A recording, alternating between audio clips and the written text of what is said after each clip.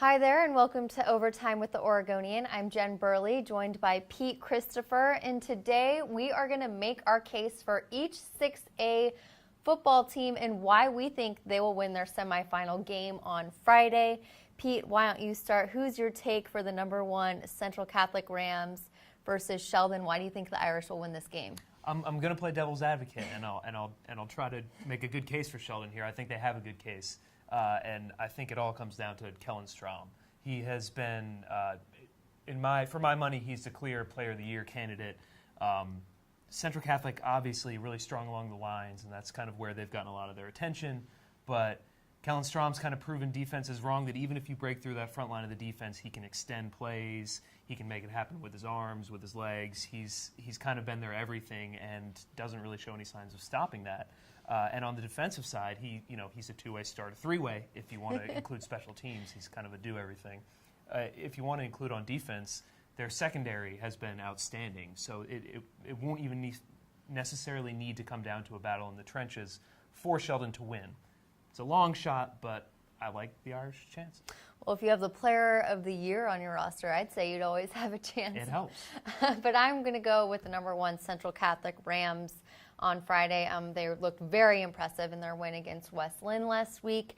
And even though Cameron Scarlett left the game with a knee injury, junior Ronnie Russ came in and just completely dominated the game. He finished with 3 touchdowns and rushed for 172 yards. Also, the Rams' defense looked really good against West Lynn. They created 5 turnovers. When you create that many turnovers, it's very hard for the other team to win. So I'm going to give this one to Central Catholic. But let's talk about our other semifinal game. It is number 2 Tigard against number 11 West Salem. You're going to go with the underdogs again on this one. Why West Salem? I like it. I think they're kind of being I think they were undervalued as the number 11 seed coming in. They score a lot of points. They've scored 40 points in every single one of their wins this year. Another way to put that is every time they score 40 points, they win. And Tigard is not immune to giving up points. They've actually they give up more than 30 points a game this season.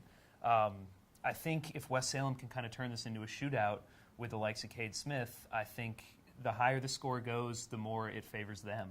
They came into the season with only 2 losses, and both of those losses were wide 1 point, 2 points combined. So they're a field goal away from being an undefeated team and probably maybe the number 3 seed. But I think they've really kind of found their stride in the playoffs, and scoring a ton of points, I think that would work to their advantage.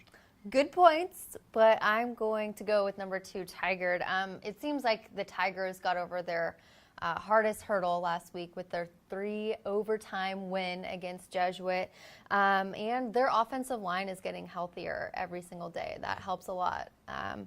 Also, their running back, Landon Floyd, is coming off his best game of his high school career. He had 5 touchdowns against Jesuit, and I think it's going to be hard for West Salem to stop that. So. Yeah, that's not fair. Yeah. We do have 2 great semifinal games coming up on Friday, and I want to remind you that they're both at Hillsborough Stadium. Tigard and West Lynn are playing at noon, while Central Catholic and Sheldon will be facing off at 5 o'clock p.m. Thanks for joining us today, and we'll see you next time.